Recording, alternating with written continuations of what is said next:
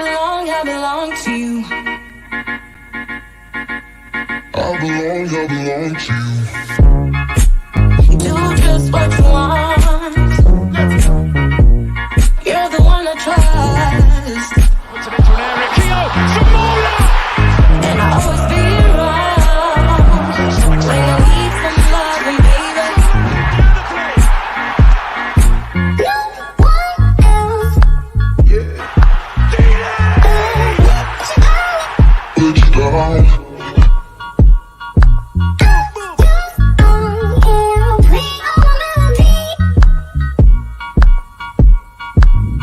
All my melodies,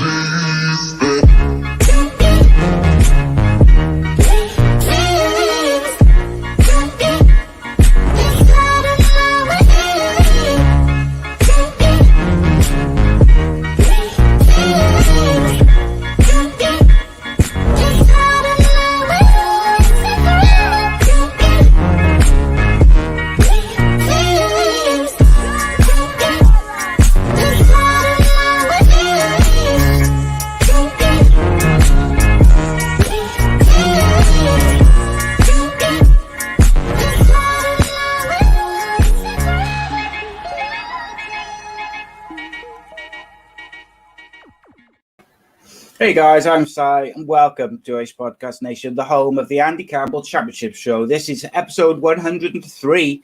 This is the first show of 2021, the Championship Show, that is. We are live on Facebook, YouTube and Twitter. Ace Podcast Nation, also your home to many other great shows and series featuring top guests, expert analysts and more. So give us a follow on social media, subscribe to the YouTube channel, keep up to date on the upcoming shows and guests, and of course, you can get the audio versions at all the usual radio and podcast platforms. And if you just want to keep it football, follow at AC Footy Show on all social media platforms as well.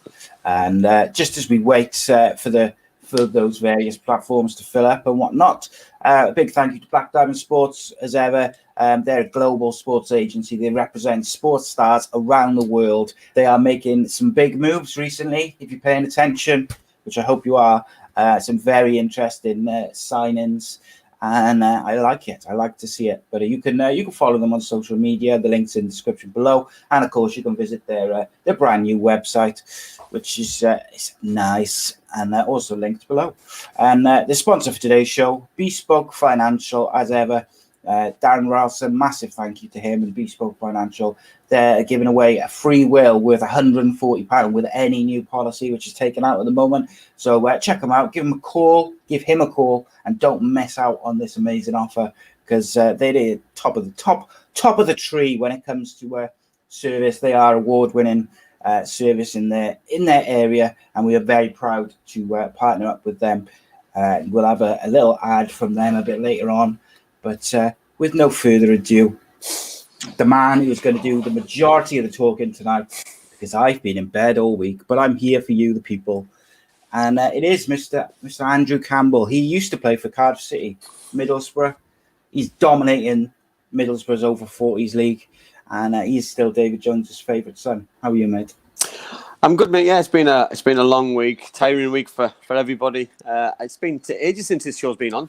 I feel as though the Championship Show's had a bit of a rough ride, but it's been on hiatus. We're back with a bang. Looking forward to talking all Championship football. So get your Championship questions in, get your anecdotes in. Let's go. I'm really looking forward to it. But it's not all been plain sailing for everybody. So obviously we started the show with some sad news on the VT with Sam, who's a huge Cardiff City supporter. Tragically losing his life a few days ago. I was lucky enough this week, and I mean really lucky. I was asked to send a message to his fiancée, Sammy Jo, and his two little boys, Isaac and Albie. So I sent a video, and the messages I've got back from Sammy Jo's dad and brother absolutely just heartwarming, and I just couldn't believe the response I got back from them, and it really touched me, and I couldn't miss an opportunity on the show to just send my best to the family, because it's I can't imagine what's going on. I can't imagine what they're going through, and you know what I mean. I think every Cardiff City fan and every person who watches this show, and especially everyone associated with the Championship Show and Ace Podcast Nation. Just sends everyone's condolences, thoughts, and prayers out to the whole family. You couldn't have said it better myself, mate. As I talked about recently, mate, like the community which we're building through this show, through the other shows, like it's not just about the people watching the shows, but it's also about the people who interact with each other and talk to each other. And I consider it a quality community full of good people who look out for each other and stuff like that. Yeah. And I've seen multiple people going back and forth over Christmas and stuff, just like saying hello or just saying, if you're all right, everything okay. Just little things like that, mate. And I think, that can carry over from things like football and stuff. It goes a long way, side, wouldn't it, being nice, It's nice to be nice. People, that famous saying, nice to be nice, you know what I mean? What's the point of being nasty and being horrible, you know what I mean? And saying bad comments and making people feel bad, We're going through a bad time as it is at the time, so it's it's difficult, And then also just to finish, I don't want to be all doom and gloom because I want it to be a positive show, but yeah, some comments, amazing comments. Somebody who I work with, one of my fellow directors of Black Diamond Sports, lost a member of his family this weekend. Do you know what I mean? So my thoughts with them, they're in America, and it's sad because when you're not near your family, I can imagine it's just as bad or worse sometimes, So it's a difficult time for everybody at the minute, what's going on, and I just hope that the world can sort itself out and we can get back to some kind of normality and happiness between people, families, and whatever, Yeah, 100%, mate. 100%. It's a tough time of year, mate. January is always difficult for everyone, isn't it? And obviously there's been a barrage of bad news this week, as you just mentioned. And with everything else that's going on, it makes it that bit more difficult. But we'll try and take people's minds off it for an hour or so. Yeah. Totally. Shout out to Del Castro, who just dropped a comment in the chat. Didn't drop a comment, didn't say hello, just dropped a link to a song. There you go. Check out his song. That's your little plug for you. So at least you could have done it. Say hello first, didn't it? I like it. I like it. I like that though. Going to do it. It's the sort of thing I would do. In and out. Drop links to shows, see various things, other people's stuff. Drop it in and go. Like it. Good effort. Yeah. Everyone's saying hello and blah, blah, which I'll kind of flick up now. I am feeling a bit better, Reece. Thank you. That's why there's a show tonight. Obviously, I cancelled Super Kev on Tuesday. I was rough as hell. I've been asleep all week, literally day and night. And Kev was a bit rough as well. So we just said, right, we'll do it next week.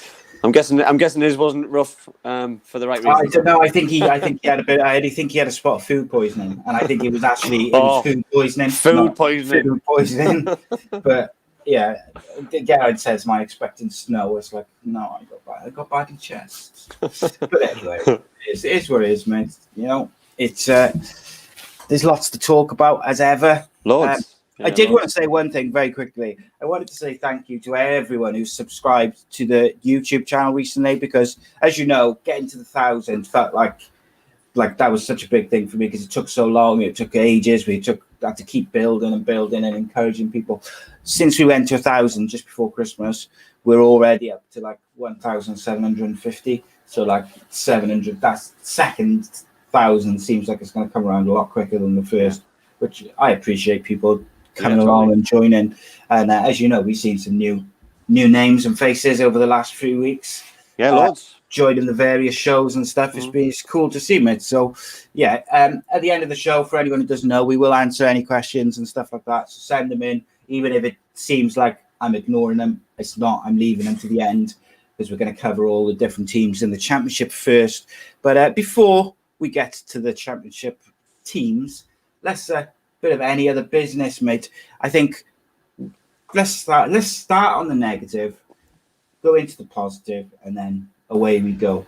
So what's the first bit of any other business this evening, my friend? Or would you like me to start? No, I think we've got to start with COVID, I think, you know what I mean, because COVID is affecting football in a huge dramatic way, we've got we've got the EFL, we've got the FA Cup this weekend, and it's going to have a huge impact. Listen, we're not. The problem I've got side with it all is everyone's not aligned. You know what I mean? For me, there's got to be a magic number. If clubs have a number of players or staff who have contracted this horrible disease, then the game's cancelled and it doesn't happen, and they don't play till the following week if they've had so many, those positive tests have cleared, those negative tests have cleaned up. It just baffles me. You know what I mean? Derby County, the number of tests Derby County have deemed positive this week is absolutely frightening. I look at Aston Villa as well in the FA Cup tonight. It's worrying, Si, I'll be honest, because it's this is getting worse before it's potentially going to get better. And football seems to be protected in a certain sort of way, and now football seems to be being affected in a massive sort of way. You know what I mean? That the people are on about let's cancel football, let's give it a break, let's have 2 weeks off. And to be honest, with the way that the cases are going on, if teams can't play anywhere, then I don't see the point. On a break. Yeah, well, if one team's having 2 weeks and then someone else is having a week because they're playing that fixture, and then someone else is on the following week, then surely it does make sense to have a mini break. But then, like, the thing for me, like, Derby versus Chorley is remarkable, mate, because in my opinion, the only reason that game is on is because it's an FA Cup game and because they've got nowhere else to put it. They can't reschedule it. Yeah. Because Derby County, if you look on the betting sides, I believe they were earlier Chorley are favourites because it's Derby County's academy team. So, like, you can't tell me that we've talked about the FA Cup and about how we don't think it's an even playing field in terms of just the basics of the rules, whereby some games have VAR, some games don't. Like, in the same competition, that's ludicrous. But to force Derby to play this game when their manager's out, half the squad's out, I think it's ludicrous. It doesn't sit well with me, Si, because you know what I mean. Yes, it's a great listen. It's a great opportunity for the kids. It's not even snowing. It's a great opportunity for Derby's kids. It's a great opportunity for Villa's kids tonight against to sit themselves on a platform. But what does it mean? Honestly, what does it mean? You know, because they're expected to lose. Potentially, they could get beat in a heavy way, especially Villa. Derby's kids, you know what I mean? Do they want to have on their CV, on their debut, that they lost to Chorley from non-league football? Damage them, mate. You know what I mean? It's damage limitations. Tomorrow. Yeah, like 5-0. Yeah, no. Some of those players might never play again. Like, this potentially might happen. And you know what I mean? I see. We're on about degrading the FA Cup. For me, this is massively degrading it. You know what I mean? Like, surely they can put the game in midweek. Surely, you know what I mean? Surely there's right and wrong ways to do these things. And I feel sorry for all the football. It's killing football.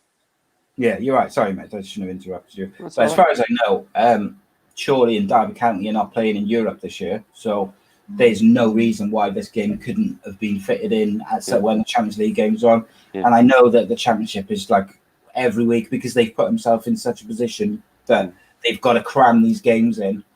But there might just be a week where you've got to go like Saturday, Tuesday, Friday, or Thursday and Sunday.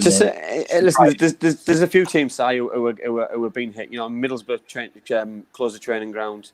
I mean, they've got staff missing tomorrow. They've got a few players missing as well. And look at the bigger picture.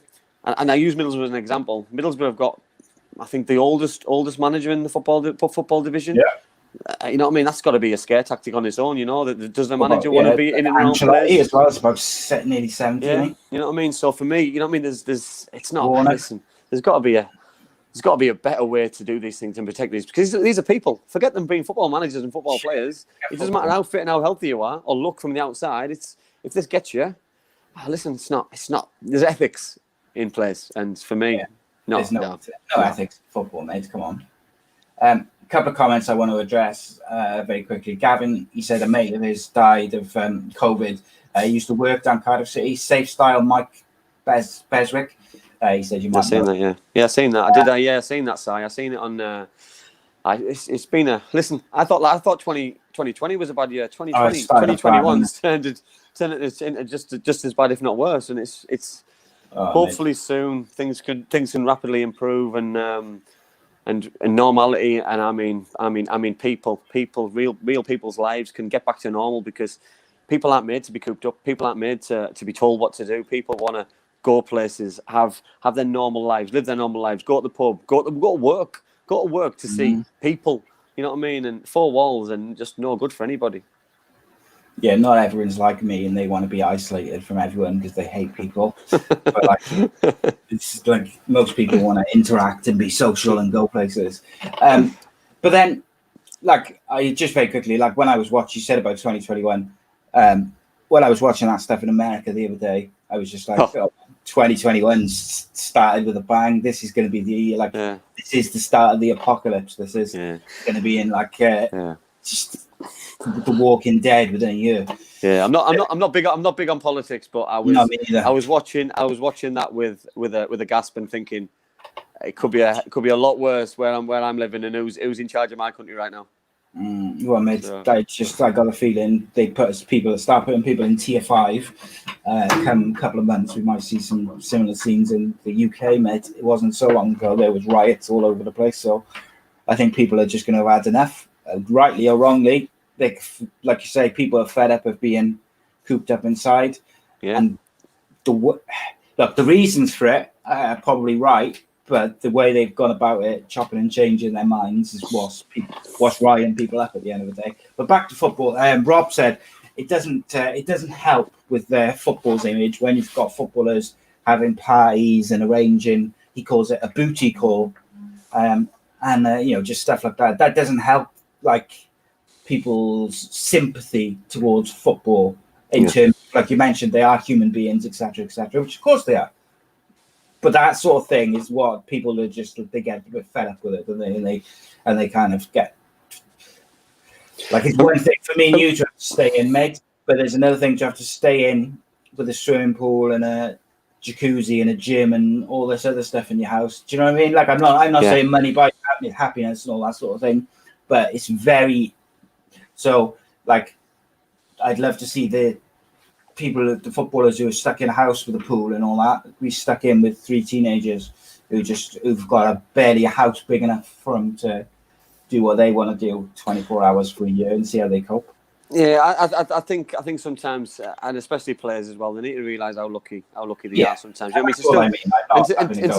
To still be able to do the one thing that they love, because football fans, all they want to do is go and watch the people that they love doing what they love doing, and it's just not physically possible to happen. And you know what I mean. And when we watch games and you look like players don't care, and clubs aren't doing the right things, and it's so frustrating because fans play a bigger role, which I found during lockdown, than I realised the bigger picture. Because you know what I mean, fans had an impact on players, have an impact on players' performance, have an impact on football clubs, because when they're not there, you can see a big difference. And when they are there, the difference is just dramatic. Yeah, 100%, mate. The Reese says that he's commented on me drinking Costa coffee. It's actually not Costa coffee, it's just a Costa coffee mug, because I no longer drink the Costa coffee because they refuse to sponsor the show. Yeah, so they're dead to me. I'm gonna tape mine up. Yeah, cover it with black tape or something. But I am in conversation with various sponsors at the moment for the various shows. So if you do have a business and you're looking to sponsor a podcast, we're open to offers for various shows. I'm going to start doing that. Turn it like that so they can't see it. That's right. Yours is you've got all like posh squiggles on yours. Mine's ceramic. And beautiful. Mine's got a lid as well, which is already stained with coffee. There we go. Mark rock and roll us too. Rock and roll. Mark Delaney's in charge of Villa tonight because they've got all sorts of injuries and illnesses, and I remember him playing for Cardiff. Absolutely one of the best right backs who's ever played for Cardiff. When I'm on about players potentially struggling, this is a big opportunity for Mark. You know what I mean? Mark's got an opportunity to stamp his coaching authority, because any player who comes out with a 7 or 8 out of 10, any good performance, a good piece of defending, a good bit of creativity, a good set piece, a goal, anything, you know what I mean? It'll come from Mark's coaching, which is so important. So for me, this is a brilliant opportunity for Mark to showcase his talents as a manager, as a coach, young coach, and hopefully it works out for him, because he's a good guy, you know what I mean? And I really do hope he takes it with both hands tonight, because I'm sure it won't be from a want of trying. It'll just be what team Liverpool put out, and if they can get any kind of luck for the full 90 minutes to give him an opportunity to get something. Yeah, 100%, mate. It's Cade makes great. He says the show takes his mind off what's going on in the world. That's the aim, my friend. That's the plan, Cade. Yeah, that's the plan, mate. And I think Cade is like making his way through all 350 shows as Yeah, he well. is, I see him every He is. couple of days. He tweets Yeah. like, watching this show. I think he wants us to yeah. calm down with the live guests so he can catch up, but not happening, Ked. We're just They're steamrolling. back steamrolling. on Monday. Steamrolling. Monday. But Rob Boyle says, if I forget, remind me later, someone may be able to get involved with sponsors. So that's always good, mate. Always listen to them. Bit more positive now. Let's move away from all the doom and gloom. Transfer window is open. Yeah, some interesting signings already, mate. Yeah, so far, yeah. I think I think clubs have to do business because they're in this catch-22. Some teams they're in this stick or twist moment where we've got an opportunity to get the playoffs, so we have to bring in players. We've got an opportunity to get to the Premier League. We've got to bring in players. We've got to make sure we stay in this division. We've got to bring players in. You know what I mean? There'll be a lot more signings than there will be the Championship sides and Premier League sides letting players go because, you know what I mean, the gulf of differences is huge. But, you know what I mean, I'll see a lot of players leaving League One, moving up to the Championship because there's some good young talent in that. I know Cardiff sit here after a defender from Crewe, which is a good player, by the way. I've seen him a couple of times. I know Middlesbrough signed Watmore on a permanent deal. He got offered better contract somewhere else, which is credit to the boy, credit to the player that he's backed a manager in a football club who's looked after him, got him fit, got him playing again, got his confidence going. So I like that. You know what I mean? Stoke City signing players. I think there's more to come, Si. I think there's certain teams. I look at the top end. I look at Norwich. I look at Swansea. I look at Bournemouth. I look at Watford, Blackburn Rovers. You know what I mean? Teams, Brentford.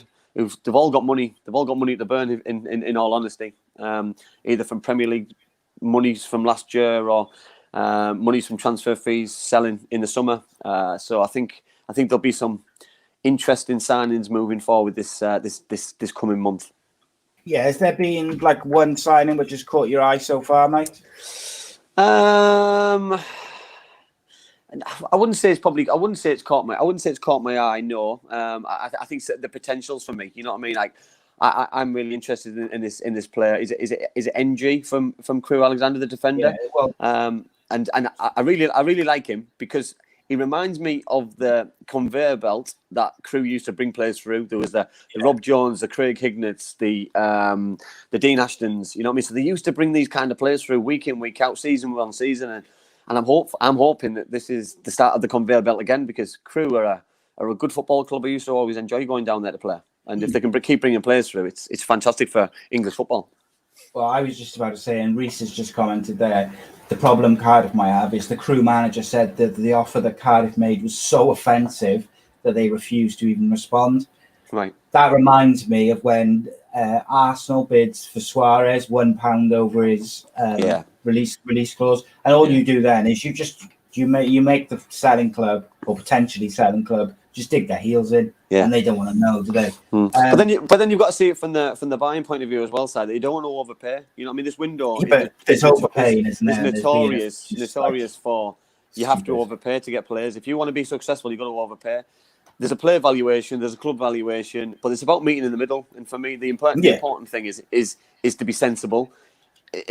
Will Crewe want to stand in this player's way of potentially playing in the Premier League? Because you know what I mean. That's the way that the player wants to look at it. What I don't want to do as a football man is see a player who's unhappy putting a transfer request in from a club who's brought him up through the ranks because he wants to play higher. You know what I mean? Sometimes they're blocking his. Yeah, sometimes it's about just being fair on all parties and letting players play at the level that they deserve to be playing at. Sometimes. Yeah, I can see that. A couple of signings which really sort of piqued my interest or caught my eye. Rabbi Matonda going to Stoke City. That's a phenomenal signing for both him and for Stoke. But if I'm the rest of the Championship, I'm looking at that and thinking, oh God, Stoke already looked pretty good on paper, and looked at certain points this year looked phenomenal. And the other one, sorry mate, was Ched Evans going to, where did he go? Preston, from Fleetwood on loan. And like, you know, Ched Evans, everyone knows about his difficulties, etc. Where he went to prison, then he was found not guilty, overturned. And look, there's a whole conversation about that, isn't there? Like he was in it when it all started. He was in his prime. He was banging goals. He was broken into the Welsh squad, and it's never quite happened for him since. Even though he's been scoring, he's never going to play for Wales again, is he? Let's face it. But I think I think there's the bigger picture of me, Si, is credit to the lad to get himself back at a level where he's now gone back in the Championship and scoring goals, because after being through what he's been through, it would have been easy for him to throw the towel in. It would have been easy for him just to say, I can't play football anymore. Yeah, but you know what I mean? He's carried on, he's knuckled down, he's not been in any social media, any papers, you know what I mean? He's let his feet do the talking, so to speak, and he scored a lot of goals. And it's worked out, yeah, great, yeah. But obviously a signing which has intrigued me, but not in the Championship, so it was obviously West Ham fans. Robert Snodgrass has signed for West Bromwich Albion, which I found quite strange. So surprised that West Ham would have let him go. Yeah.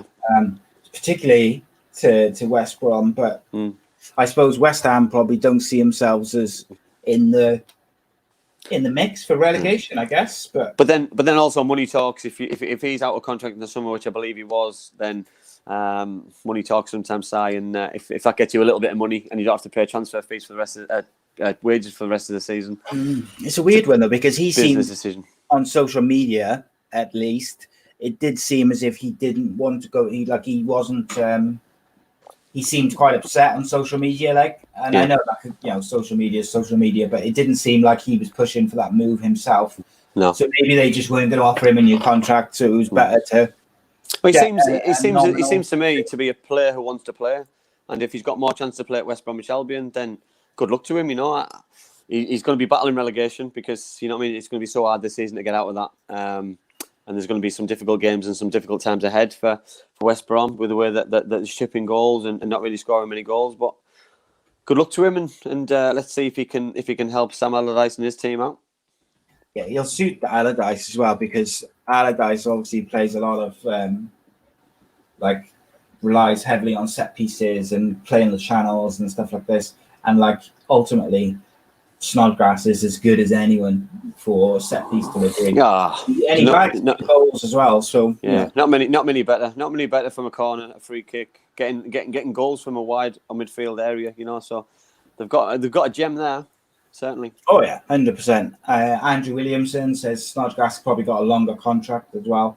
And I think that's probably got something to do with it as well. Like the age that he's at, he's kind of at the latter part of his career, so I guess the longer contract would appeal. Gareth said he deserved to play more, but Moyes just didn't like him.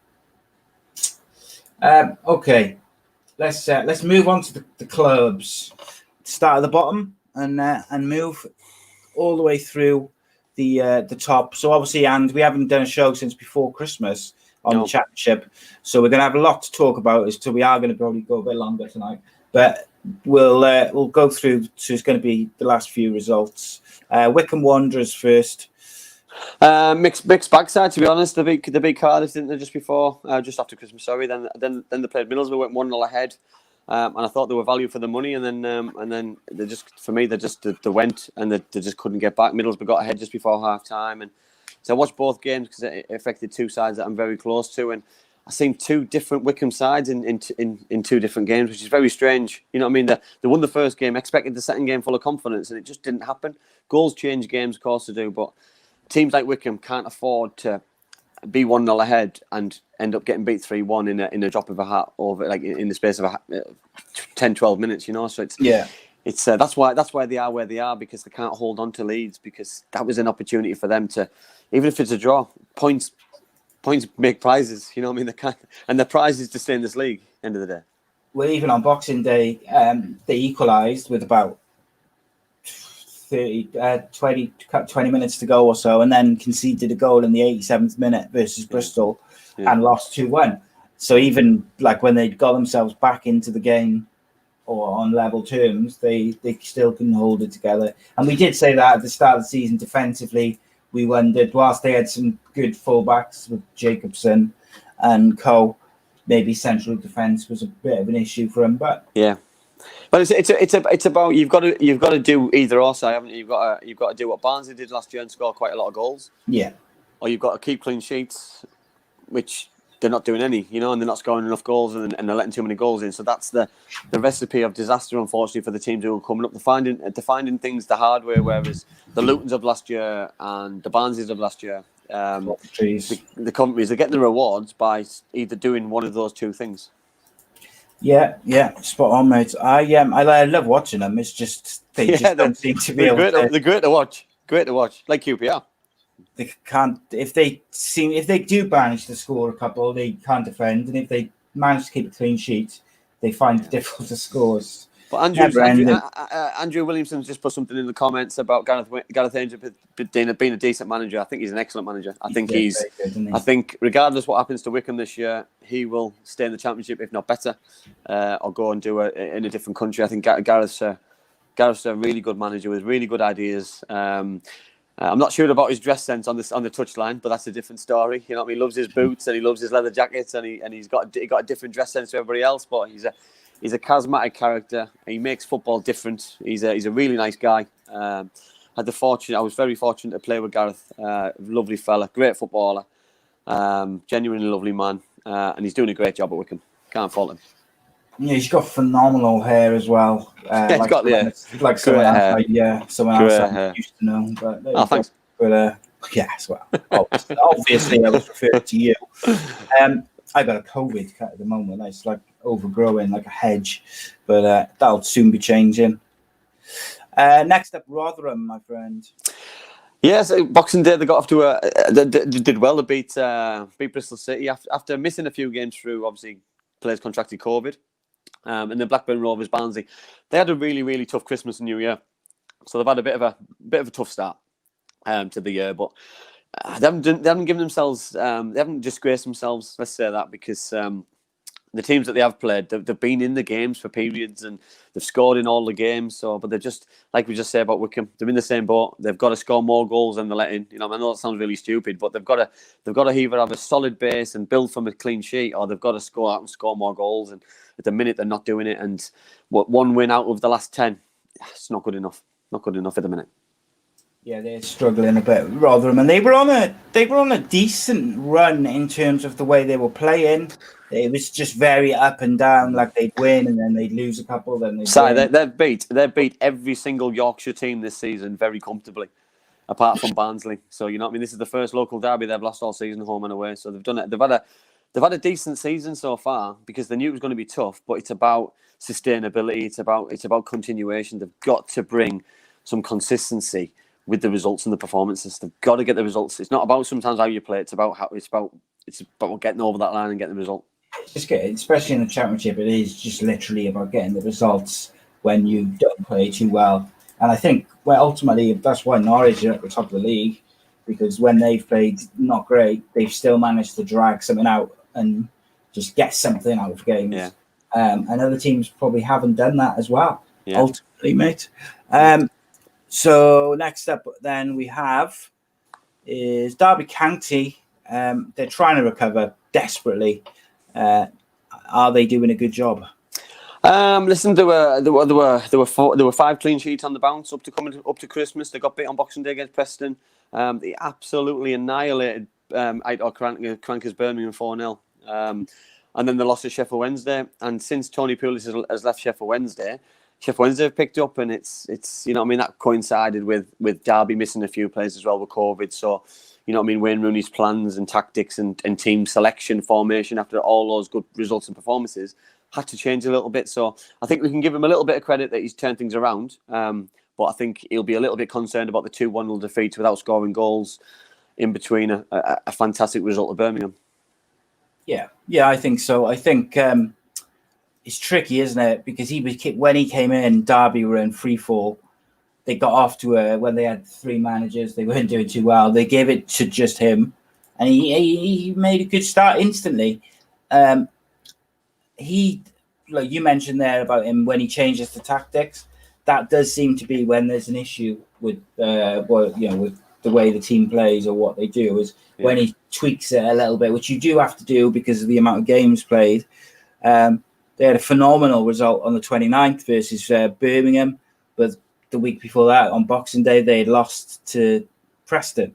So there's like no consistency there, and obviously then they lost to Sheffield Wednesday. And But I Silas, think, mate, we the form spoke. they were in, if you Sorry. said to them just before Christmas, from the 16th into the new year, if you get like, would you take sort of 6 points from the 4 games? They probably would have taken it. Yeah, I know yeah. stupid. I probably agree. But I look at all the games that they were unbeaten in, all the clean sheets what they kept, all the victories that they picked up in the end of November, all of December. But they still find themselves in the bottom 3, and that's the concerning bit. It must be for Wayne Rooney that we spoke about when Cardiff went on a 5 out of 6 game victory streak, that they didn't get anywhere in the league because the league is so spaced out. You know what I mean? That even 2 or 3 wins doesn't get you where you want it to be. And Derby have found that with a couple of defeats. They don't want the gap to become a gap again because then they'll find themselves. Because we're in January now. You know what I mean? It's by the end of the season soon. By the time we know it, so they just need to be careful a little bit. Spot on, my friend. Spot on. Next up, Sheffield Wednesday. I'll start first and foremost. I was disappointed that Tony Pulis lost his job after a limited time. I'm not saying he did a good job, by the way, because he didn't win any games. He lost 4 on the belt. He wasn't attacking football. 5 games. He drew against Reading. Had 4 defeats, but that's no excuse. But listen, it's where they are or where they were in the league.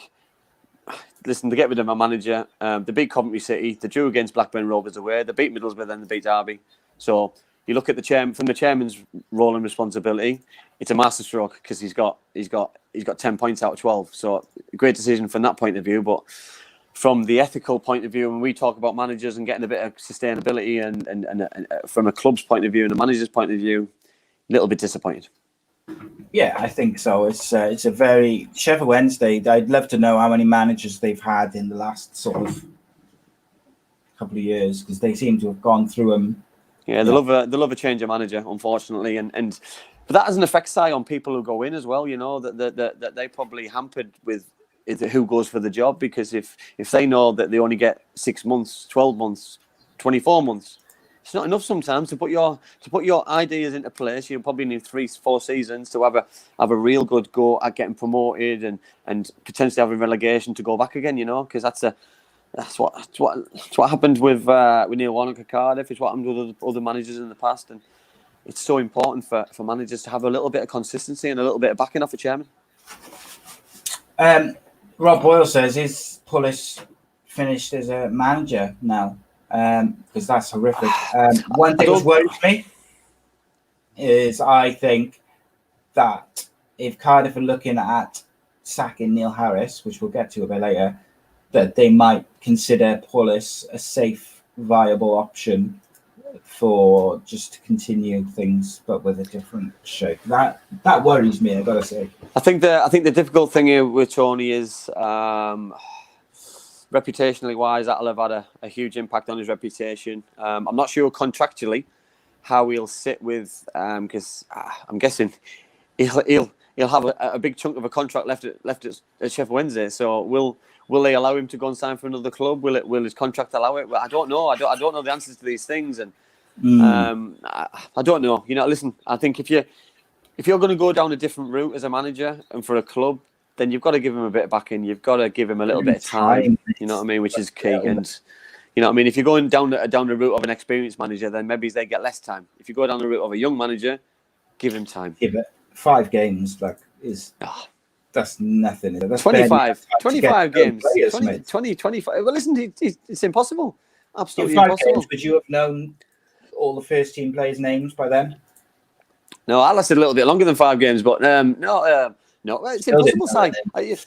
He won't have seen all his players play in a competitive game in that time. So that's madness. That's not fair, is it?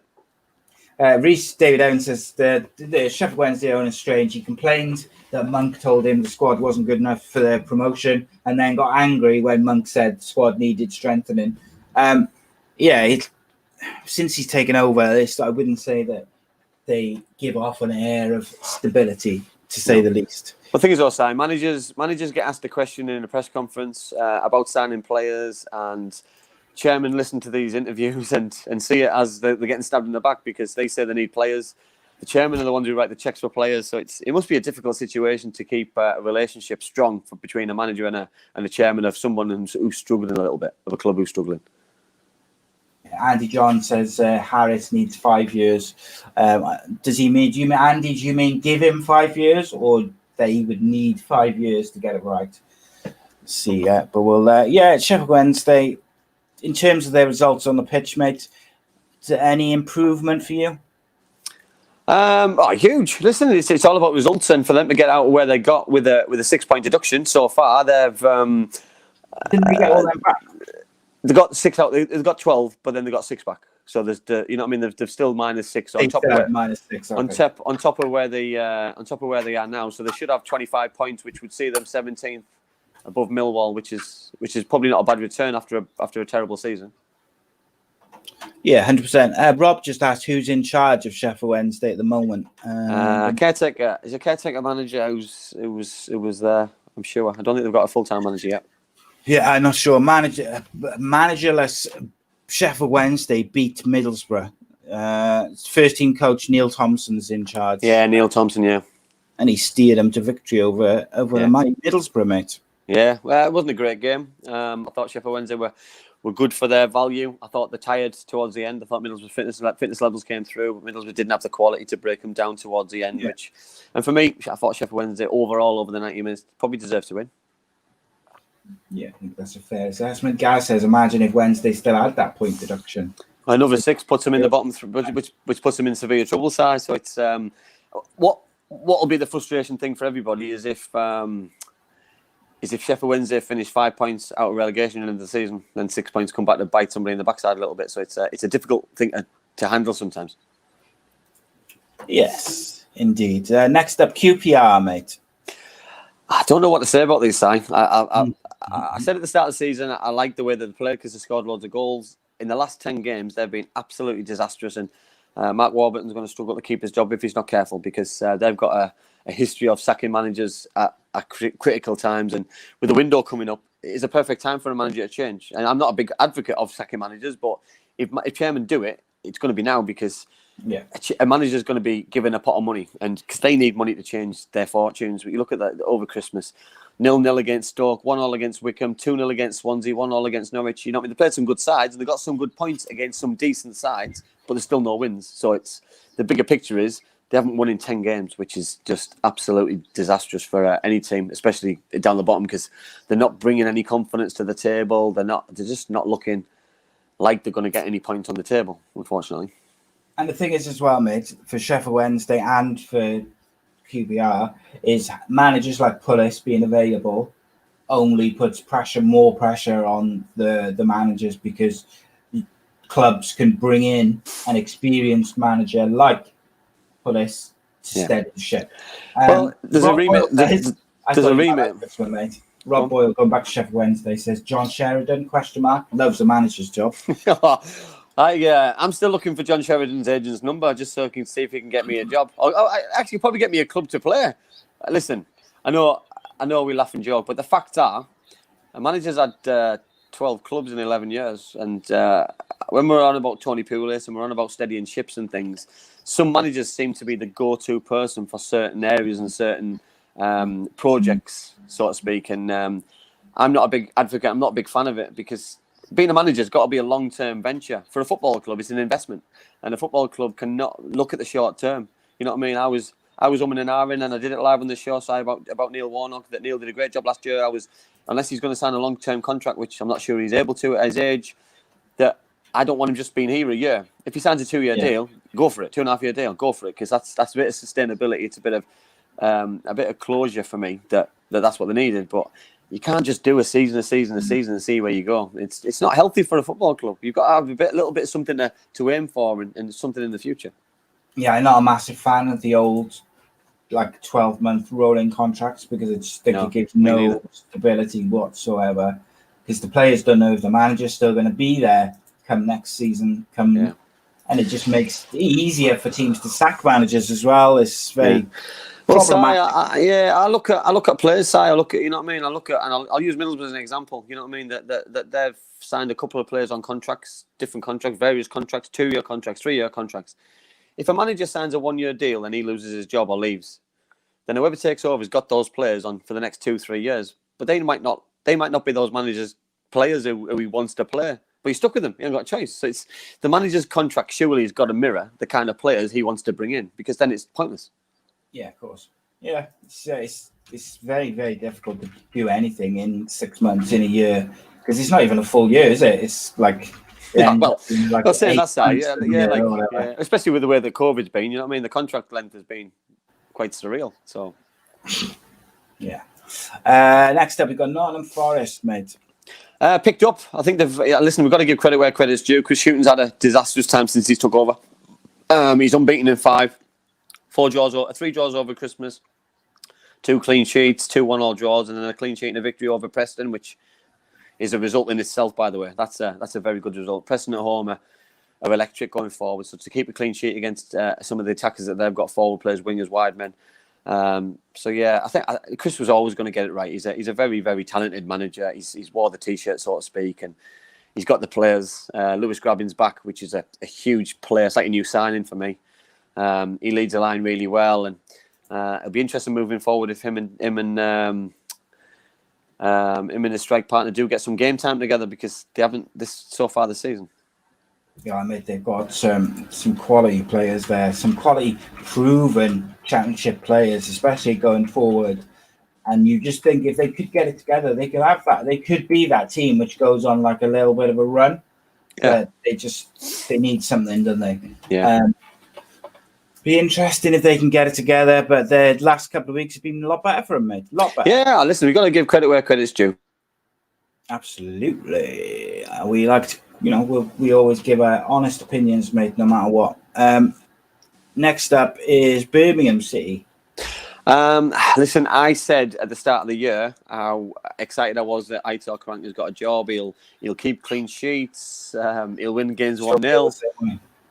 Kiss of death. So I really apologise to every Birmingham City fan and to Aitor Karanka and all his players, because they can't defend for toffee. Middlesbrough seen them off with 4. They kept a clean sheet against Nottingham Forest, which is great. They got beat by Derby at home for 4, and then lost at home by Blackburn Rovers. Listen, they're 3 home games side. They've scored 1 goal and they've let in 10 goals, that's just not a very good return at all. It must be a worrying time for Birmingham City fans, because they've got the players. They've got some good players. They've got money to burn.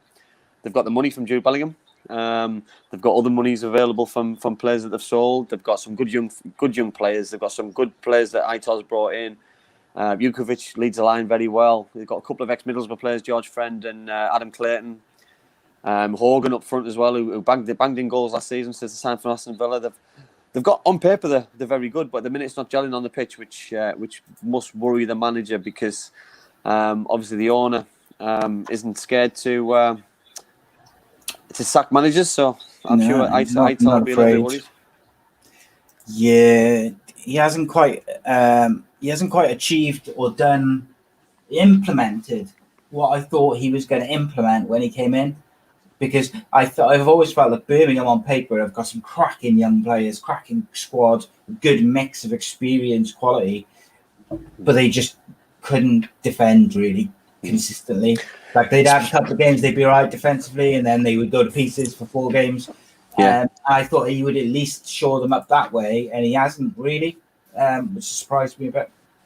Yeah, no, I totally agree, Si, and it's got to be worrying. You know what I mean? On talking about defending, Aston Villa 0, Liverpool 1 after a couple of minutes. This could be a long night for those young boys at Liverpool, by the way, for Aston Villa.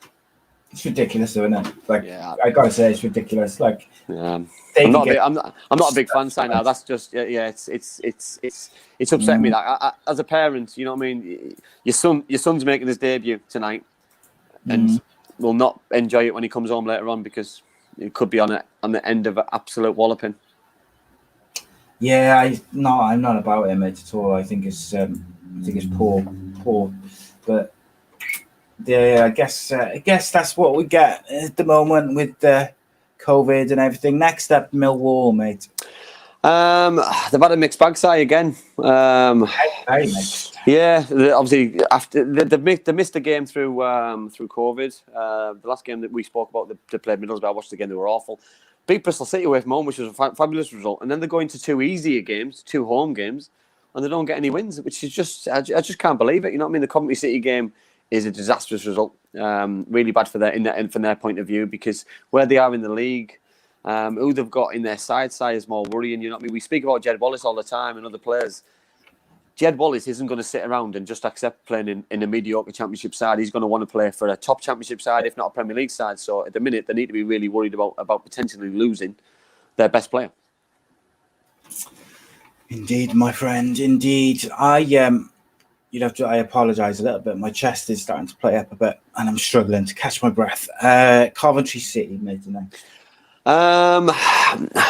Not as good as previous weeks. They were on about a 9-game unbeaten run till Sheffield Wednesday beat them, and then a clean sheet against Stoke, which is a great result. Preston beat them, but then they go last weekend and beat Millwall, which is a fantastic result. So I think Coventry City, all they've got to do is just churn over enough points to get what they need in order to stay up in this league. And what I've seen so far, they've impressed me the most out of the teams who've come up, and I probably wasn't expecting it. But for me, they look a really good side, and Mark Robbins has got them playing in the right way as well. Sorry, mate. Next up is the mighty, the colossal Cardiff City. Just shocking. Christmas, really. Period. Norwich City. You know what I mean? Before Christmas, and then Brentford. We spoke about briefly about the wonder goal. What Will Vaughan scored, which is fantastic, good enough to win every game. But it was Canos who scored a hat trick for Brentford. You know what I mean? I thought he was excellent coming off the wide. I thought, you know what I mean? You've got to. Yeah, so you got to hold your hand out. Hold your hat up sometimes and just say, listen, when you play against players who are on fire like that, it's difficult. Can I ask you a question then? Still scored enough goals to win the game. Yeah, of course you can. So I agree with you. Canos was on fire, mate. He was proper, like, at a blinding game. It's the sort of game you dream of as a kid, coming off the wing, cutting in, scoring a hat trick at one of the biggest clubs in the world. I think it was the second goal. It might have even been the second and the third goal. Cardiff City players just Bakuna just lets him walk past him, and no one's blocking the shots. Like, it's ludicrous. Yeah, and that's schoolboy defending. Yeah, I don't like this. When good players get in the box, you know what I mean. It's like that they're untouchable, and you know what I mean. They are a good side. I watched them in the week against Spurs as well, against the Premier League side, top Premier League side as well for Spurs, because they put the best side out, and it didn't surprise me how well they played. It didn't surprise me that they beat Cardiff City, and you know what I mean. The biggest surprise with Cardiff over the Christmas period was a Wickham game that they didn't cement and get the result which every fan expected them or they needed. For me, you know what I mean, because it was such an important side to go and get the results, because Cardiff have got aspirations to get promoted, which has got to be, you know what I mean, their aspirations. They've got to want to get promoted and get in the playoffs. But when you're not beating teams who are bottom of the league, I can understand every fan's frustration about what's going on, because it's not happening. You know what I mean? I know we're going to talk about Neil later on, and there's questions which are asking our opinions about should he keep his job. Well, the way that I look at it is, if they're going to do it, because what's the point of doing it in a week's time? You know what I mean? What are you waiting for? You waiting for him to lose? You waiting for him to lose another game? Yeah, they'll do it. Well, they will do it either in the last week of the window or when the window closes, because then there's no way they can say, "Oh, we can't buy anyone. We'll have to wait till the summer," and that effectively writes off the season. Whereby they're not out of the playoffs. They could still get promoted this season if they had the right personnel, and whether they back this manager or they get a new manager in. Mehmet Dalman had said earlier in the season that he'd be very disappointed if Cardiff City were not in the top 6 come January. Well, we're in January. Cardiff are lucky to be where they are, in my opinion. We're miles away. If you take out that 4-game run, I do wonder where they would have been if for those 4 or 5 games, if they continued the kind of form we've seen either side of it, they'd be right down the bottom, mate. They really would be. Yeah, no, I totally agree, Si. And what worries me even more is same mistakes all the time. Yeah, they're not really learning. Different team selections, consistency with that tactics wise. And I think what's probably worse for every Cardiff City fan is when they look at the league table, they see how good the neighbours are doing. It makes it even worse because they haven't really blown teams away. They just know how to get positive results in this league because it's a dog-eat-dog league, but it's about just churning results out. It's not about blowing teams away and playing in this style of football and playing that style of football. It's about just getting results. And the teams who've got out of this league, the teams who are doing well in this league this year, is the team who turns up each game to try and win the game. If you try and win the game, you've got a chance to win it. If you don't, if you're trying to see what other teams can do, then you're being negative. You're having a negative impact on the game. For me, just try and win it. I respect anybody who tries to win a football match. You know what I mean? There's no pressure at the minute with no fans, because when fans come there and you can hear every groan, you can hear every boo when people give the ball away. Give players that responsibility to go out there and win a football match and take the pressure off every single member of staff that you've got with you. Because if Neil loses his job, there's about 5 people who go with him as well, by the way. So, what I mean? Don't have any regrets for me. Also, can anyone tell me where Benkovic is? We'll play a game. Where's Benkovic? I think he's gone home, hasn't he? He's gone back to Leicester. Gone back to Leicester City. Yeah, he's gone back to Leicester City, which didn't surprise me. In the football? Yeah, he did. He came on. In the last game, but obviously Leicester City called him back. I'm guessing that was more out of probably frustration because they can loan him out to another club and get more game time, which is important for from his point of view and his development and his football career, basically. You know what I mean? Because he was here to play football and he didn't play, which is frustrating for him. Lastly, just very quickly on Cardiff City, the fact that we're still picking the same back four, but we're still picking a central midfielder as a right back, who's, by the way, I don't want to blame Bakuna because he's playing where he's told, but he's been at fault for numerous goals just in the last 4 or 5 games, let alone the whole season. How is that not addressed? The reason the teams above us are doing well, because when Swansea City play badly, the next game they address what they did badly. When Norwich do something badly, they address it and they change.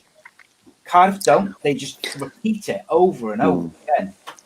My concern, Si, is it's positionally, isn't it? You know what I mean? The mistakes are down to positional. You know that he's by trade he's a midfielder. So when the ball comes in the box, he's not being proactive. He's waiting for something to happen, and by the time you do that, the wingers nipped ahead of you and he scored a goal, and that's what's happening. You know what I mean? The amount of wingers who are scoring against Cardiff is scary this season, which is probably concerning.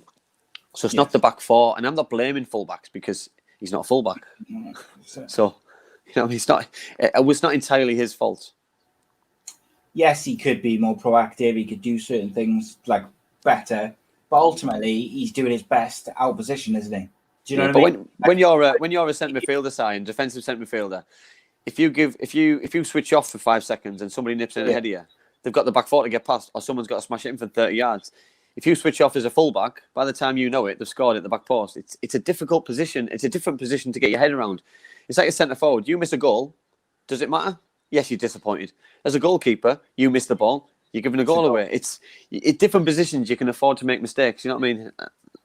That's a centre forward coming at me, by the way. Never a centre forward's fault. Yeah, well, obviously, goes without saying. But the other thing is to make as well, right? Let's be honest. He's a defensive midfielder, or a central midfielder who's quite combative. Like, he knows how to block and tackle. He's not doing that either. So no, but it's different. It's different tackling as well, Si, because you can afford to dive in centre midfield, because if you don't make the ball, you give a free kick away, you might get a yellow card.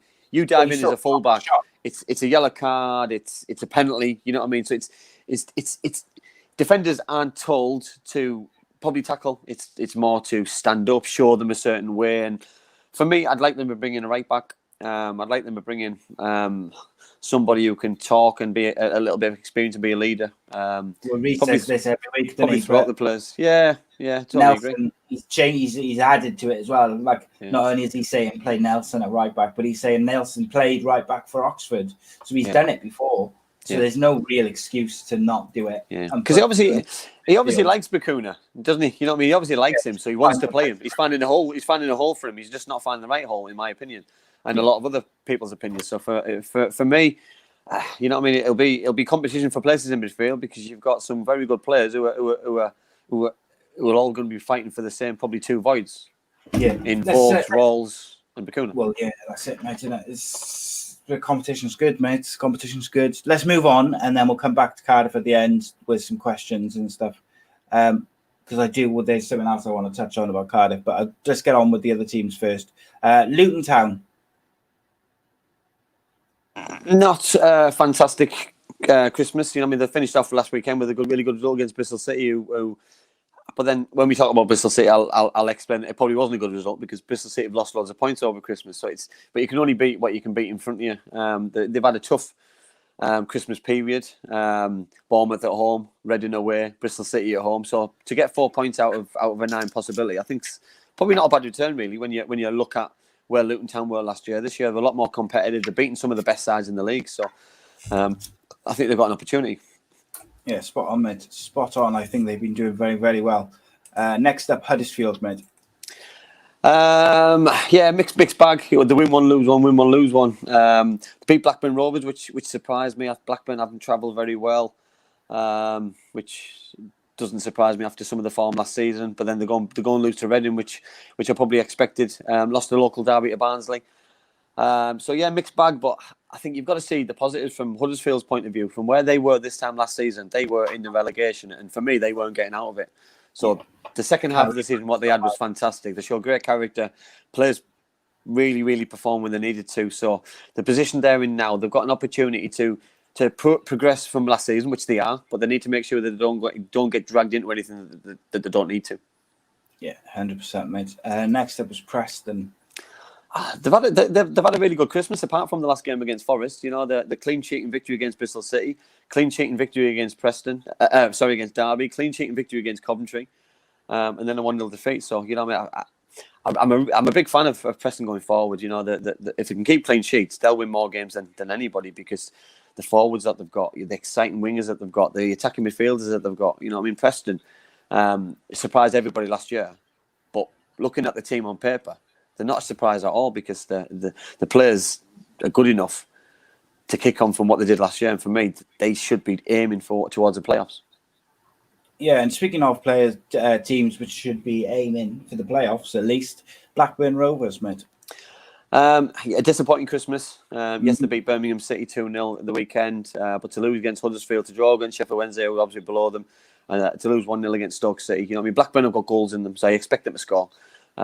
Defensively, they're not shipping loads of goals, but they're shipping enough goals to not win games and lose games. So it's Tony will be frustrated because they should be, for me, 3 or 4 places ahead of them, touching distance of the playoffs a little bit closer than what they are. So you know what I mean. But I think he'll bring in a few wise players in the window, which will help them progress on and kick on. I think that's if they don't lose Armstrong, by the way, because if they lose Armstrong, then they need to reinvest and bring somebody else to replace. They've got so many good attacking players, though, and midfield players, and like having Bradley Dack back is obviously like that changes the game from like last year.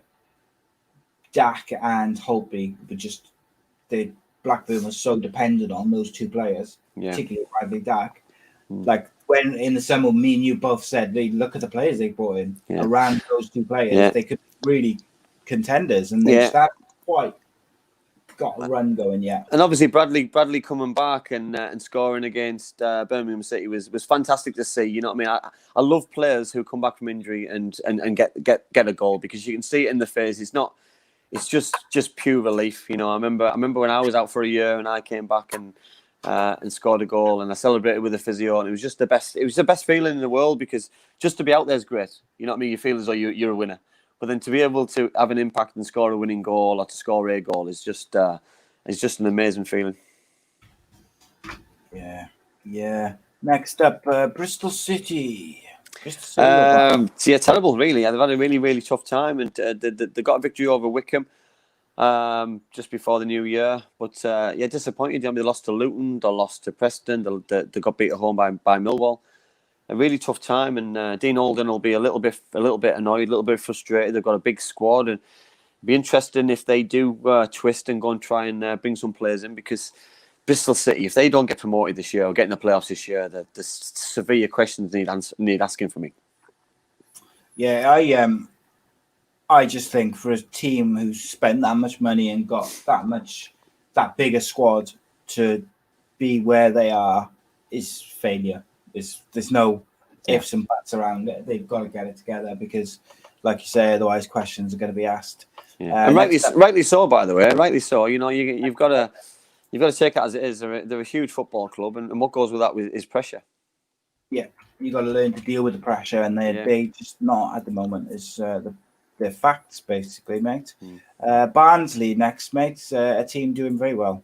Yeah, Barnsley have had a really good season. You look at the ninth in the league side, and you know, I mean, any team who was fighting with relegation until the last game of the season last year, they've had a great time. Listen, they're going to lose games. They've lost to Norwich, they've lost to Swansea, but they go and beat Rotherham, they go and beat Huddersfield, they go and beat Preston. You know what I mean? They've had a really, really, really good time over the last 5 or 6 weeks, and they are going to lose games, but it's about winning the opportunities and taking games to other teams. And you look at the last 12 games, not one draw. So they're going for games. You can tell they're going for it. They're either losing or they're winning. You know what I mean? I don't think that's a bad thing because, you know what I mean? You'll get those late goals, and they've got the players who are going to win games. They're exciting. You know, I mean, they lost a few players. We spoke about Brown leaving and other players leaving, and I'd be really excited if I was a Barnsley fan. You know what I mean? Moving forward, because you just don't know. They might even sneak in the playoffs, but.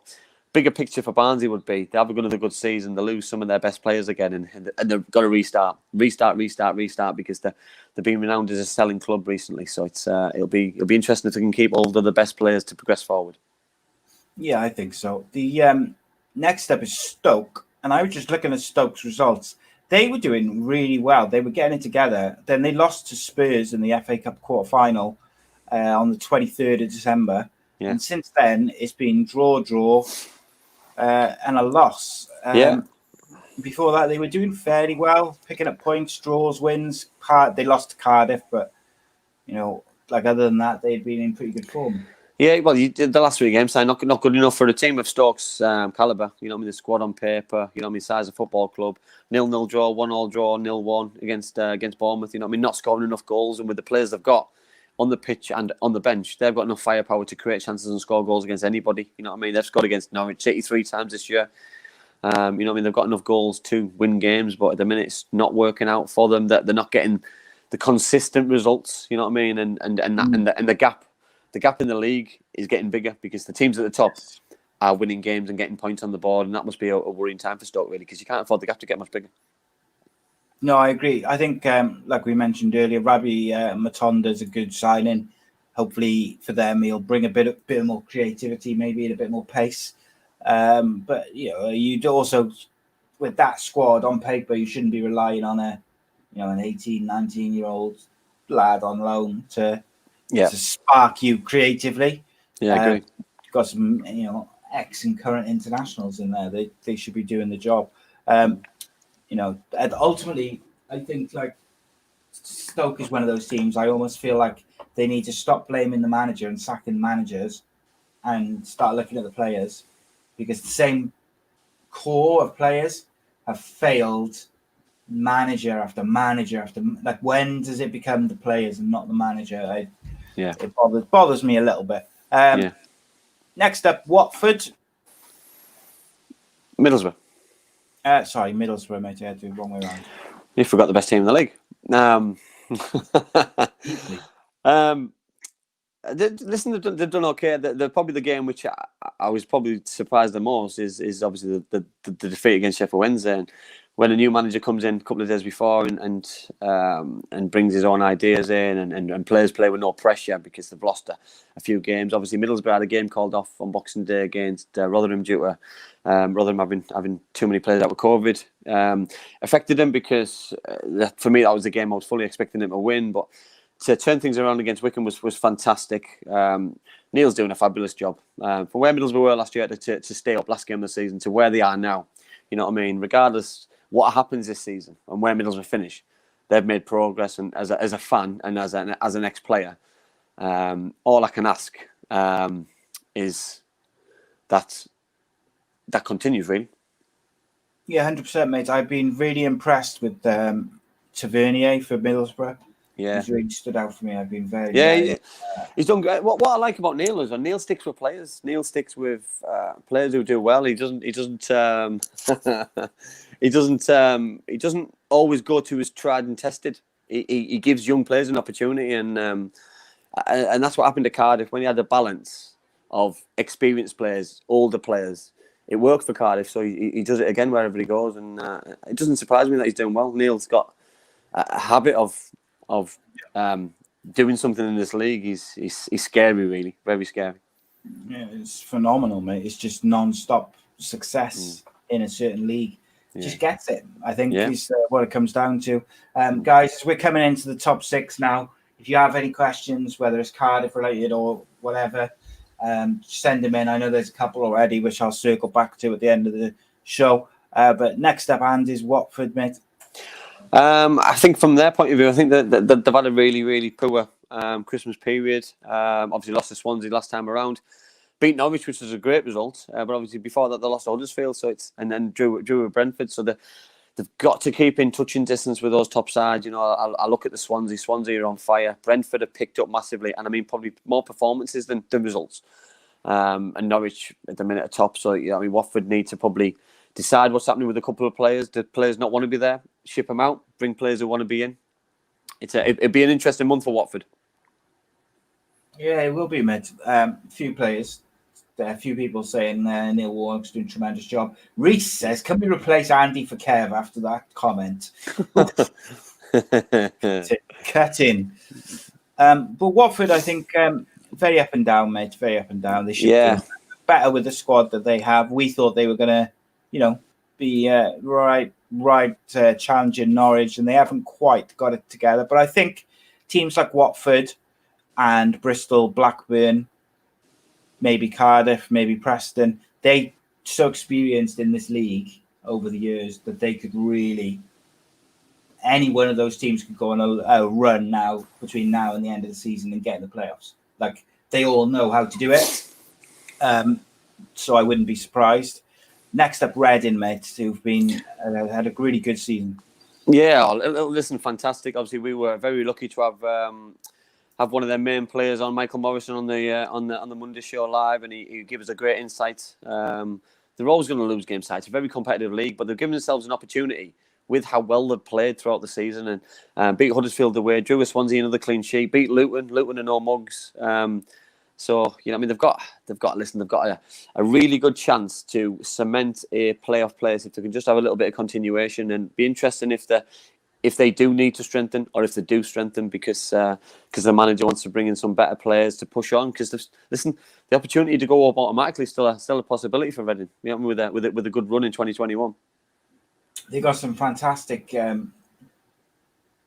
attacking players, Reading have, and I really think with people like Morrison and the centre back, they probably are just one or two players off from really making a challenge. However, with them, I know we talk a lot about bringing in the right players and making sure that they're better than what you've got. I actually think with Reading, they could probably do with just a couple more bodies. Yeah, just to I agree. Squad players almost. Yeah. Just to push each other, I think, more than anything for me. Push the players who are playing. If they get a chance, then they push each other, and for me, it's good for the squad. Yeah, indeed, mate, indeed. Next, Brentford. Absolutely fantastic time, Si. I watched them against Spurs. I thought they were very good, very unlucky against a very strong side in the semi-final. But they beat Bournemouth, they beat Cardiff City. You know what I mean? They beat Newcastle in the EFL Cup. So, you know what I mean? I think it'd be an interesting 2021 for Brentford, because I don't think anybody was expecting them to have a good season after losing the amount of players they did. It'd be interesting to spend any of that money, because they haven't really invested apart from Ivan Toney. So it'll be interesting. I do want to mention one comment though about Josh De Silva's tackle on. I don't remember who it was on the Dutch. Was it the Dutch player on? For Tottenham, the midfield player, it was horrific.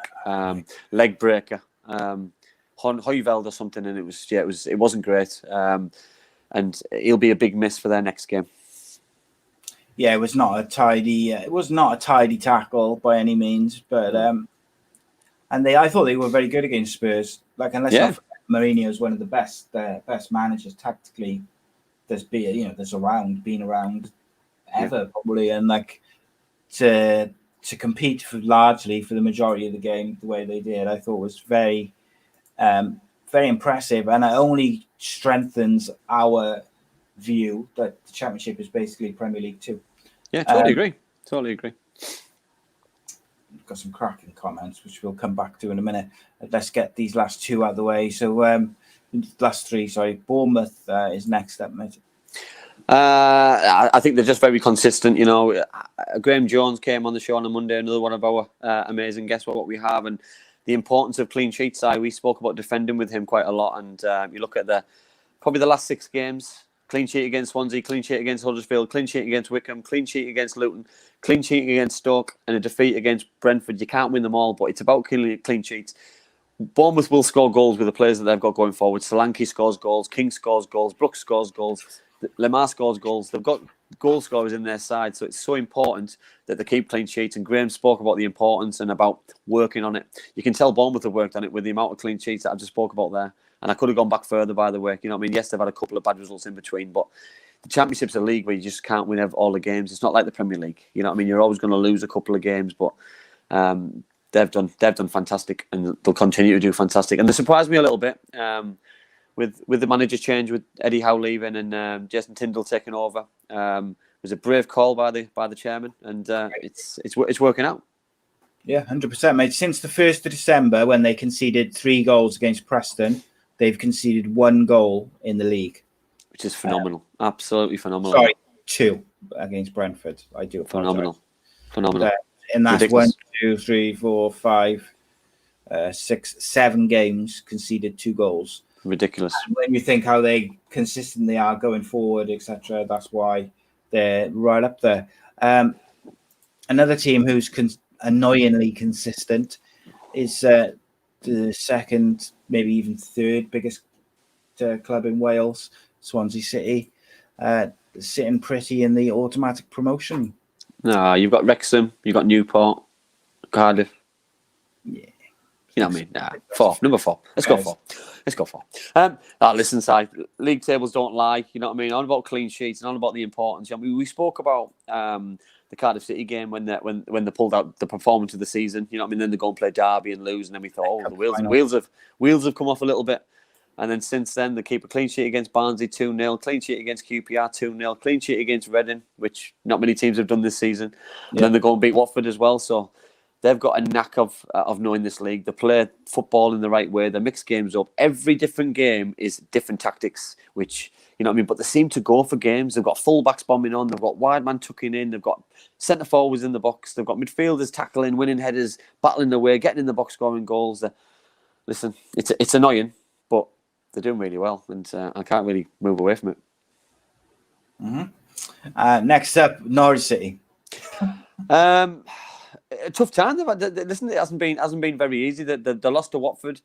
They drew against QPR after leading, and then they beat Barnsley 1-0 side. They don't score that many goals, even though they've probably got one of the best centre forwards in the league in Pukki.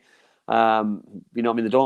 They don't blow teams away. So you know what I mean? I look at probably the last 10 games, the most goals they've scored in the game is 2, and that's probably what the Cardiff City, Reading, Blackburn, Nottingham Forest, Sheffield Wednesdays. You know what I mean? They haven't scored more than 2, which tells a story. You know, listen, 1 goal is enough to win a game, but sometimes your centre forward want that 2, 3, 4 goals in the game to kick on. But you can tell their structure is defend right, defend solid. We'll get goals, we'll get chances, which they do. And the amount of late goals this season, we spoke about it on an earlier show. The amount of late goals that they've got this season, that's why they're top of the league. If they get promoted, that's why they'll get promoted, because of the late goals they've scored this year. Yeah, they've I said it at the start of the show, mate, they've got a knack of winning and drawing games when they're not playing well, and those are the teams which win trophies and leagues and get promoted, because on a bad day they still get something. They get something, even if it's a draw and a late equaliser in the 95th minute, whatever it may be. They just force something, and they just grind out results, and that's what the Championship is all about. Is the teams. You look at the season Cardiff won the league, they ground it out. 1-0, 1-0, 1-0, 1-0, just the only way to do it. Yeah.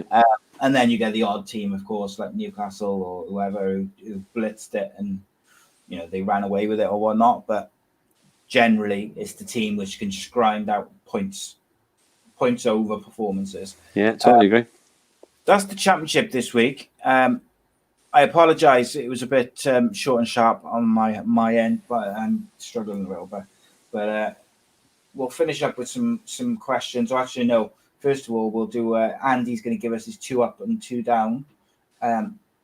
Let's go with the downs first, mate. What's your first down?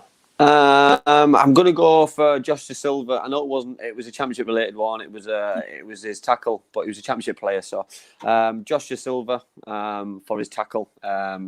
It wasn't like him, but he had the ball. He didn't need to do what he did, and it was quite frustrating and quite dangerous, really. So I can't really forget that. Can't ignore it, can you? No. So my down is going to be Stanislas being racially abused. Super disappointing to see. Yeah, I totally agree. We're talking about this shit all the time. Oh, I just broke my own rule. It's disappointing that we got to talk about it again, but we will keep talking about it. We won't shy away from it, and we won't ignore it. It's if it's sad enough that it's got to happen, then we'll talk about it. So that's my down. What's your next down, mate? I've gone for Aitor Karanka and his team of defenders because an Aitor side doesn't defend like this, and I know this from personal experience watching him play week in, week out, and seeing the way that he trains. He's methodical in the way that his team's set up, and this isn't an Aitor side at the minute. I don't know what's going on. Yeah, it's a strange one, very strange. My second down is going to be Bristol City. They are massively underachieving. Cannot put my finger on why, but they are underachieving. The size of their squad, the money they've spent, the players they've got, they should not be performing the way they are, but they are. And tactically, particularly in defence, all over the place. So they're my downs for the festive period. Give us some positivity, mate. What's your first up?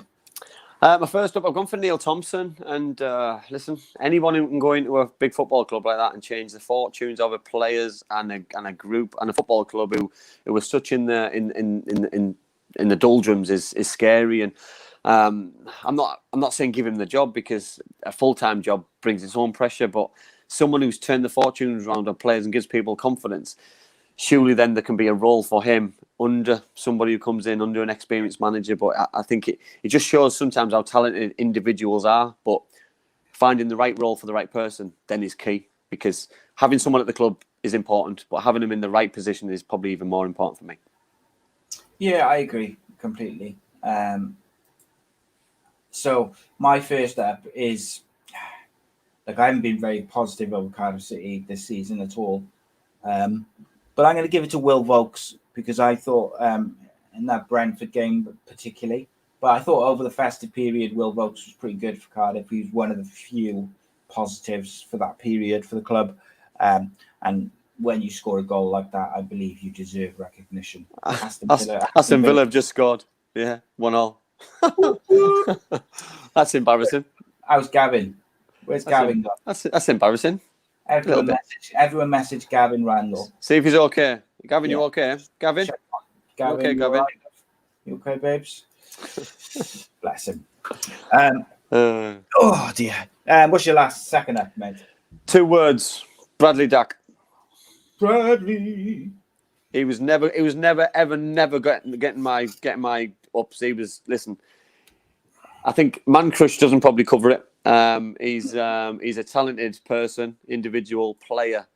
To score after a year out with a serious knee injury needs some credit, and I was so pleased. His celebration was just immense, running the whole length of the pitch to celebrate with the rest of the support staff and substitutes and things. Was told a bigger story for me, how close Blackburn are and togetherness and things. So yeah, really impressed with that. Yeah, spot on, mate. My up is Stoke City signing Rabbi Matonda. Obviously, as a proud Welshman myself, I'm excited to see what he can do in the Championship but I actually think it's a phenomenal signing for Stoke City as well. And I'm very excited to see what he can achieve at Great shout. such a I big totally club. agree. Gareth says love is in the air. I think he's talking. So about will this help his opportunity to play in the Euros in the summer? Yeah, it's got to. I mean, if he scores like 5 to 8 goals now between now and the end of the season, few assists, got to. Like, he'd be in the squad anyway, in my opinion. But he's got an opportunity. He's shop window now, isn't he? Shop window in the right place. I think it's a phenomenal place for him to go. The only other place I think would have been good for him was Cardiff. Yeah. And even then, he'd probably sit on the bench because Cardiff got Neil Harrison. Are you surprised Cardiff didn't go for him? Because, you know what I mean, when players of his calibre come available, you know what I mean, probably... I've got this habit, mate, of they don't seem to... Like, a few young Welsh players, I thought, he'd do really well at Cardiff on loan, and they just don't seem interested. I don't know whether they do and the players say no or they just don't bother. It's confusing to me because there's been a couple over the last few years where I really thought, God, Cardiff could do with him there in that position, and they just never quite got it. I thought Rabbi Matonda is exactly what Cardiff City need, is a bit of pace. Yeah, I totally agree. I think obviously with Mendes Lang as well. I just thought it would have been a good fit. Maybe it's just me. Maybe I just want people to fit in the holes which have been vacated, but that's just me. Yeah, but like it's frustrating, isn't it? Because everyone can see what Cardiff City need. Everyone can see that Cardiff needed a right back for years, and they just haven't got it. And you just start to wonder why. It's frustrating, mate. So let's say that. Right, I'm going to circle back because we had a couple of questions sent in earlier on. So bear with me just a second. But if anyone has got any questions, you send them in now, and we'll answer them before the end of the show. But in the meantime, here is just a quick video from our sponsor this evening, Bespoke Financial. My mummy and daddy have been talking about life insurance. It sounds like something to protect my brother and me, but I don't really understand. Then my Auntie Louise told Mummy about Bespoke Financial Teesside. She said they're a local company who helped her with her life insurance. Mummy got in touch, and because they're based locally, a man called Darren was able to come to our house. He was really friendly. Darren stayed for a cup of tea and made it all really easy to understand. He said that life insurance will protect our home and family if anything bad were to happen. Like if Mummy or Daddy got sick, then we'd get enough money to take care of us, and our house would be paid for so it wouldn't get taken away. After an hour, Darren said goodbye and Mummy and Daddy seemed a lot happier. Once it was all sorted, we could all relax and watch a film together as a family. I don't know why they didn't do it sooner.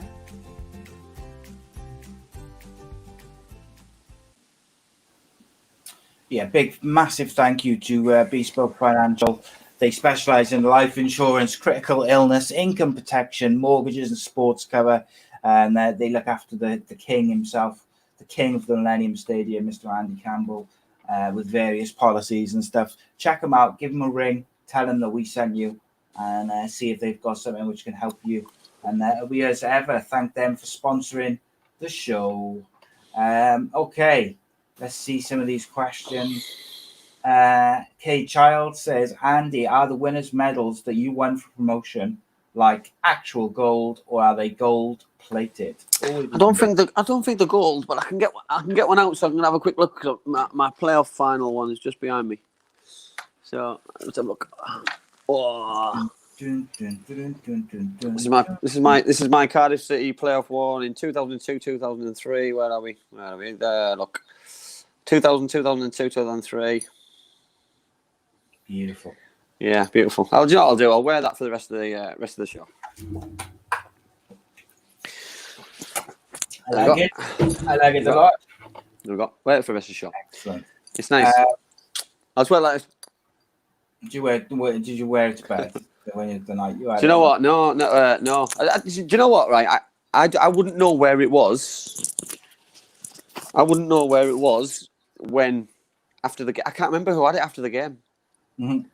Yeah, well, my mum will have had it because my mum and dad came down and I know we went out straight after the game and things and I know my mum went back to the house, so she'll have taken it back for me. But I can't remember. I told you where it went. It just sort of disappeared. Yeah, and but turned up more. then yeah, it just turned up somehow.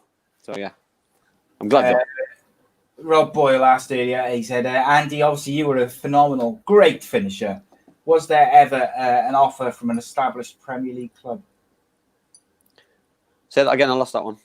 He said you were a fantastic finisher. Was there ever an offer from an established Premier League club?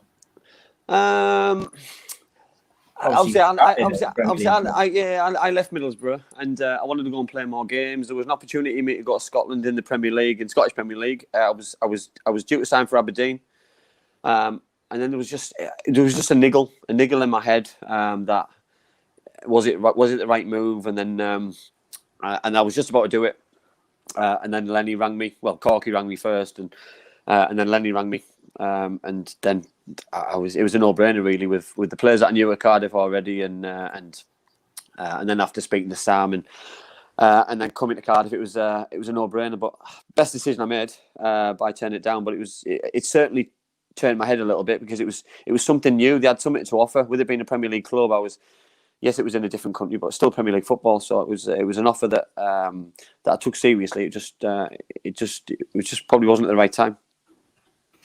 Yeah, I think so. It's obviously, I think you would have torn it up, mate, in the Premier League. In some ways, I think your game was more suited to the Premier League, if that makes sense, just because of the space you would have got. But yeah, it's interesting, isn't it? To see how it goes.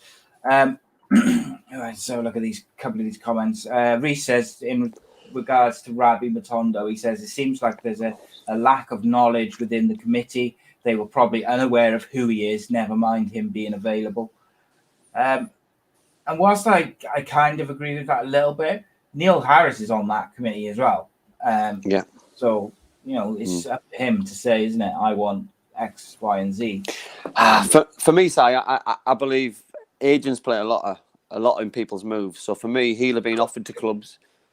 I'd be surprised if he wasn't offered to Cardiff City. Be massively surprised if he wasn't. You know what I mean? So Cardiff must have known he was available. Must have.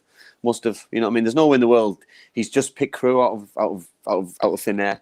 You know what I mean? Because he'll have been offered to Premier League clubs. He'll have been offered to Championship clubs, and he'll have had an opportunity to pick. You know what I mean? He's picked Stoke City for whatever reason. He's picked Stoke City. Stoke City won't be the only club that is coming from nowhere. Indeed, mate. I completely agree. Okay. Sorry, I'm really starting to struggle now. Well, I say starting to have been. Okay, and have you got anything else that you'd like to discuss, my friend? I don't think you can hear me. Okay, so we'll be back on Monday with an all-new show, all-new guests, 7:30. Don't be late. We'll be live 7:30 on Ace Podcast Nation's YouTube, Facebook, Twitter, as usual. We'll also have the Super Kev unscripted episode next week as well, which should have been out this week, but I was rough. And there'll be a show I'm hoping to get a shot on Sunday, which will be the next in the conspiracy theory show. If you'd like to check that out, it'll be out on Sunday, 8:00. And yes, massive thank you to Black Diamond Sports. Massive thank you to Bespoke Financial. Please, guys, check out Bespoke Financial. Give them a ring and see if there's anything they can do for you. They're phenomenal. Phenomenal company. Really happy to be partnered up with them. Thank you to everyone who's tuned in live and joined in. I love you all. And thank you to everyone who keeps wishing me well as well. I appreciate that, mates. And in the meantime, we'll see you Monday, 7:30 live. Andy, it's a pleasure, my friend. Yeah, great. I'm really looking forward to Monday as well because we've got Craig Harrison as guest, ex-teammate of mine, good friend of mine, manager extraordinaire. But we'll dig deep into his experiences and some of the stories he's got to tell, and some of them. Well, one of them is really scary story, true story, but scary story. So please don't miss it because he's a lovely guy, Geordie. So we won't hold that against him. You might not understand him like you understand us too, but he'll get his point across. Maybe we should bring back fake Geordie bingo lingo. just for one night only.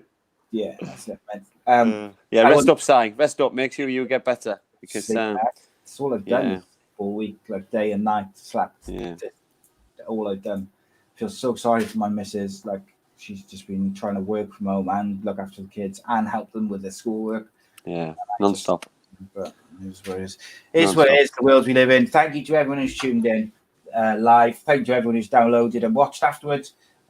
Join us, check out the other shows, and to look out for the live shows next week as well. There's 3 of them next week, so be good to have you join us. In the meantime, have a good weekend. My mummy and daddy have been talking about life insurance. It sounds like something to protect my brother and me, but I don't really understand. Then my Auntie Louise told Mummy about Bespoke Financial Teesside. She said they're a local company who helped her with her life insurance. Mummy got in touch, and because they're based locally, a man called Darren was able to come to our house. He was really friendly. Darren stayed for a cup of tea and made it all really easy to understand. He said that life insurance will protect our home and family if anything bad were to happen. Like if Mummy or Daddy got sick, then we'd get enough money to take care of us, and our house would be paid for so it wouldn't get taken away. After an hour, Darren said goodbye and Mummy and Daddy seemed a lot happier. Once it was all sorted, we could all relax and watch a film together as a family. I don't know why they didn't do it sooner.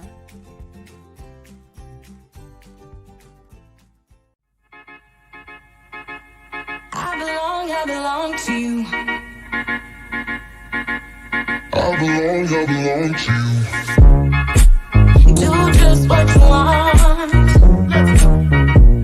You're the one I trust,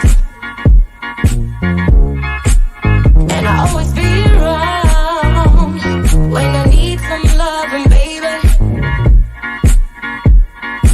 No one else Yeah. could let you down. Let you down.